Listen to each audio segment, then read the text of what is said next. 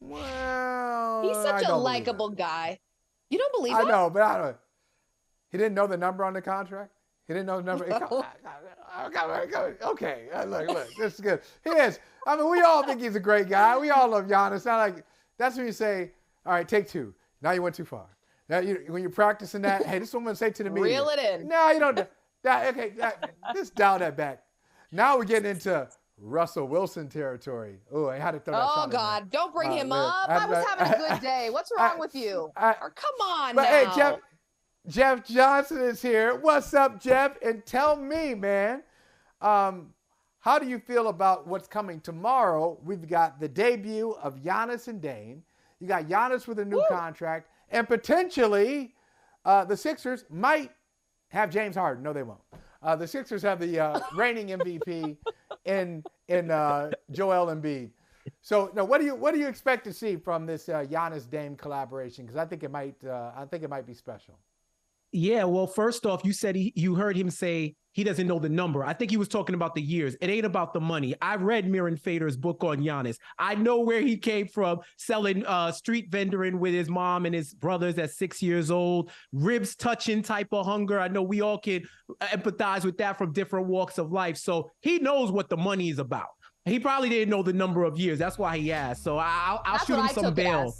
Yeah, I'll shoot him some bail on that. But yeah, man, they calling it freak time in Milwaukee with and I'm excited to see this because Giannis said this is the most open he's ever been in his life. And I think this is going to be a time where both of them are going to have the most daylight they've ever seen. The gravitational pull they already have singularly. I've seen whole teams collapse on Giannis where the three-point shooters have to pick it up and knock down those shots for them to be successful. Now you add Dame to that. Dame who steps into the gym and that's where his range starts. That pull, those pick and rolls is going to be something unlike we've ever seen in this league.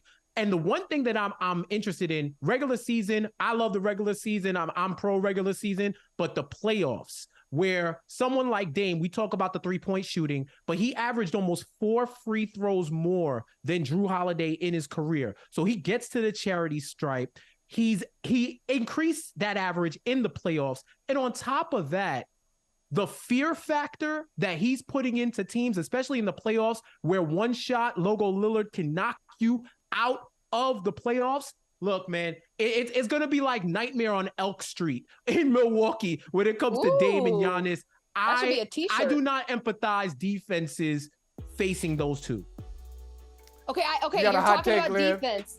I do. I have a little bit of a hot take, Jeff, and I would love to hear your thoughts on it. You mentioned Drew Holiday, which I think is definitely a loss to this Bucks defense, and I think anyone that doesn't think so is a little bit naive right now. And I do think with the Bucks, there's a little bit of concern for me in terms of winning a championship this season, just with all the changes, because it's not just a Dame and Giannis chemistry that has to form, but it's also a new coach. Drew Holiday's out. Chris Middleton tends to be injured. So a lot of changes with high expectations. They can do it, but it may take a minute. My take, and I'd love to know your thoughts on it, is Giannis for Defensive Player of the Year. I really like this as we enter the season because of Drew Holiday not being there. I think that Giannis almost has to step into that role and prioritize the defense even more than we've seen in the past. We know he can win this award.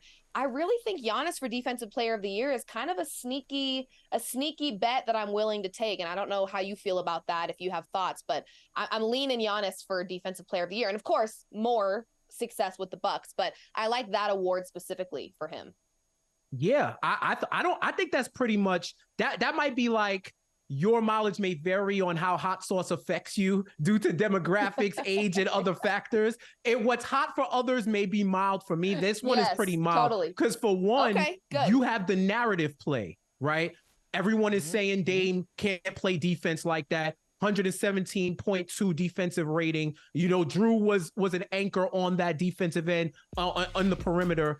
And he also has Brook Lopez with him. They're like the Twin Towers. Nobody's going to want to go in the paint against the Bucks. And Giannis prides himself, since a kid, on being a defensive player. And I know he's gotten close before. I think that I think it's all set up. And you want to talk about odds? I think he's like 600 or plus 800 on the books right now. That is more than a sprinkle. You could take a little shower on that. Oh, I would love to do that. Like now you put that in my head. Yeah. Right. Giannis like defensive player of the year. I like it. I like it. Now, I'm so close to it. I'm looking forward to it tomorrow, Milwaukee, Philadelphia. I really am. But tonight, it's an East Coast matchup. We've got New York and Boston, separated by 200 miles, ancient rivals, going back to 1946, the beginning of the NBA. Love it. Celtics, Knicks, the whole thing. And I think the Celtics are right there. I think they're right there. But I want to know what you all think compared to Milwaukee. Jeff, now you're going a little, the hyperbole is in full effect today when you said like this Dame Giannis combo could create situations we've never seen before in the history of basketball. Just want to point out, league is 77 years old now. Jeff is 77 years old. We've seen some things. I wonder how you think the Celtics match up with the Bucks. Well, I don't know. I know Havlicek and Mike might have been getting crazy back in the day. That's before my time. I think it might be. I'm not going all the way back there. Okay, how about 30 years ago? How about 30 years ago? You're showing your age, Holly. You're showing your age. I didn't see Mike, but much respect to Havlicek, Mike, and Kuzi. All of them. For sure. But you know, it's the NBA season, Mike. I got to get I'm talking about the three-point line, though. Three-point line, though. Let's say the three-point era, 1980-ish to the present. There have been some pretty good combos now, Jeff. Come on. Oh, yeah, for sure. But when you talk about singular ability, superstar play, the range, because the range has increased over those past 30 years. Efficiency, we could have a conversation as well. But I do think it's going to be, at the very least, something entertaining that we could watch. But when you put up Boston against Milwaukee, it's really a pick your poison kind of matchup. Boston is going to be letting it fly from the three-point range. Shout out to my guy, Jonathan Macri. 33-1 last season when they shoot 39.5% from three-point range. And Holly, you know, they ain't shy. Brother. Everybody's putting it up. And then you put Porzingis on there too. They haven't seen a three-point shot they haven't liked, right? And then Drew Holiday shows up. You got a upgrade from Marcus Smart offensively with the same and including arguably better defensive tenacity on the perimeter. Their 6 is a solid 6, probably up there with the best in the league.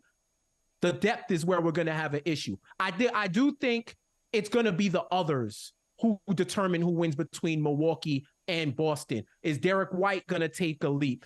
What is Crowder going to do? Middleton, what are they going to do in this office? Is Brook Lopez, does he find another level?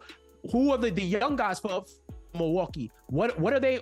Who is going to step up and be able to be the difference makers? Because the stars are going to come out to play. It's going to have to be the supporting cast that makes the difference. And they each have weaknesses that the others can counter. It has 7-game series written all over it, and it's going to be exciting. I think preseason wise, they are the clear putative top 2 teams in the league.